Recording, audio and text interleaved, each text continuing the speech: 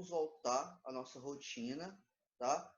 Estou morrendo de saudade dessa rotina, mas logo, logo a gente vai estar de volta, tá bom? Esse período de isolamento social vai acabar, basta cada um fazer sua parte.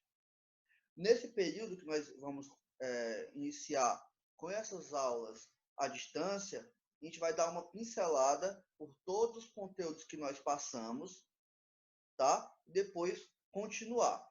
O conteúdo de hoje vai ser sobre fenômenos elétricos e magnéticos, tá bom? Então, organizem aí na casa de vocês um local bacana para estudar, que é muito importante vocês terem um local bacana, um local silencioso, para que vocês possam estudar. E vamos lá tirar as teias de aranhas do nosso caderno, tá? E anotar tudo, porque esse é o momento das dúvidas, que as dúvidas podem aparecer sobre aquele conteúdo que já passou e que vocês vão poder novamente ver ele, tá? Então, vamos iniciar aqui falando de fenômenos elétricos e fenômenos magnéticos. O ser humano, ele já, desde a antiguidade, ele interage com esses efeitos elétricos e magnéticos, tá? Hoje, seja sabendo das interações das sinapses, das terminações nervosas do nosso corpo, ou seja, através de raios, tá bom? Em dias chuvosos. Há 2.500 anos atrás, um carinha iniciou os estudos sobre fenômenos elétricos e fenômenos magnéticos. Esse cara foi ele aqui, ó, Tales de Mileto. Como foi que ele observou e como foi que ele começou a iniciar os seus estudos sobre fenômenos elétricos e fenômenos magnéticos? Ele primeiro observou essa pedra, que na verdade é uma resina de uma árvore, né? Que é o âmbar. Ele começou a observar o âmbar porque ovelhas friccionavam em palha. O que é friccionar? Vamos aqui para o vocabulário cearês. Friccionar é esfregar. Então, a ovelha esfregava seu pelo na palha, friccionando, e ao passar perto das árvores, a palha era atraída por esse âmbar. Tá bom? Então, esse âmbar tinha uma propriedade elétrica, certo? Logo depois, ele começou a estudar outra pedra, desculpa. Essa pedra era a magnetita, tá? A magnetita, ao contrário do âmbar, ela só atraía materiais que tinham na sua composição algum tipo de ferro, algum outro metal. Então, a magnetita tinha propriedade magnética. Âmbar, propriedade elétrica. Magnetita, propriedade magnética, e isso tudo começou a ser estudado por esse carinha chamado de Tales de Mileto, há 2.500 anos atrás, tá bom? Então, daí por diante, começou a ser estudado as propriedades da matéria também, que a gente vê até na química.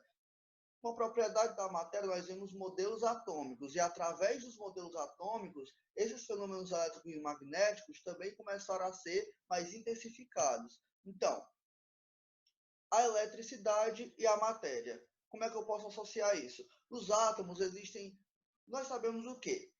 Lá na química nós vimos que átomo é a unidade fundamental da matéria. Existiram vários modelos até chegar no modelo que nós conhecemos hoje. Tá? Desde o que achavam que ele era indivisível, desde o que achavam que existia apenas prótons e elétrons, certo?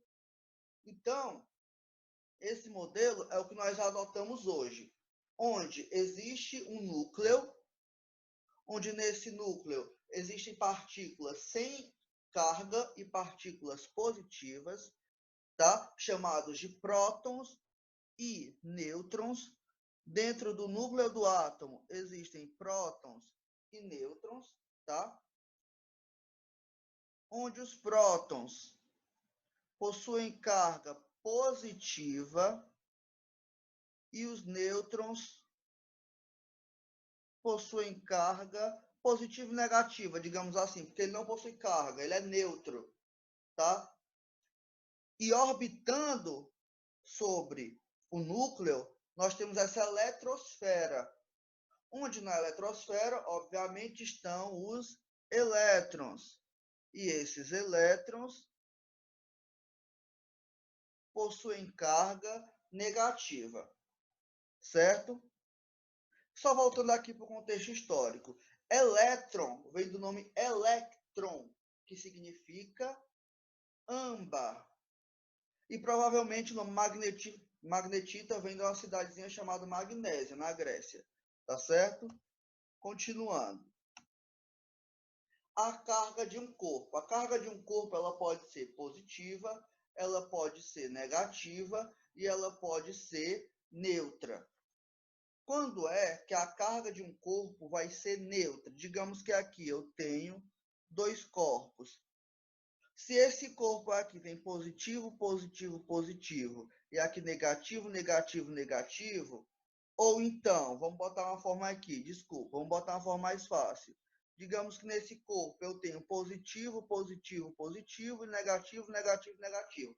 A mesma quantidade de prótons é a de elétrons. Então, esse corpo ele é considerado neutro.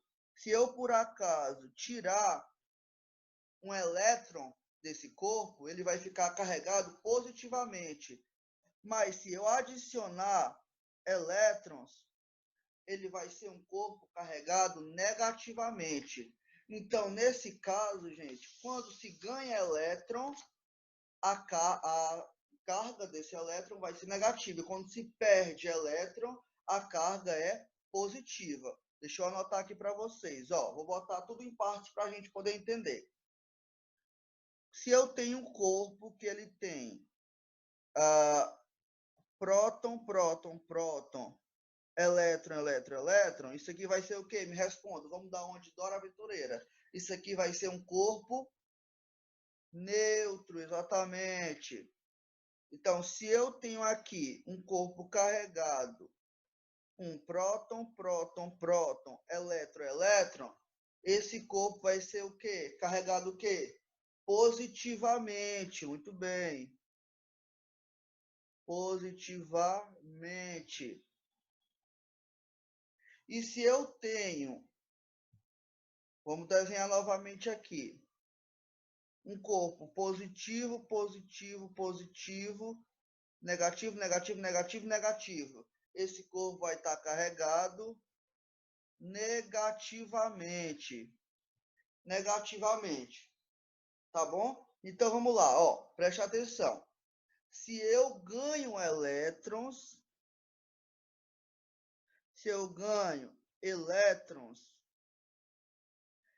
eu vou ter minha carga negativa, porque elétron é negativo, tá?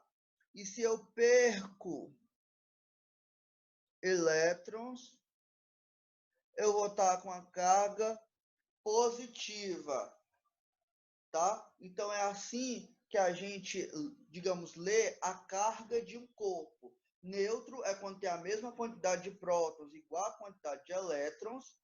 Quando eu ganho elétrons, meu corpo fica carregado negativamente, que eu tenho uma quantidade maior de elétrons. Quando eu perco elétrons, que eu fico com o meu corpo carregado positivamente, vou ficar com a carga positiva. Tá ok, gente?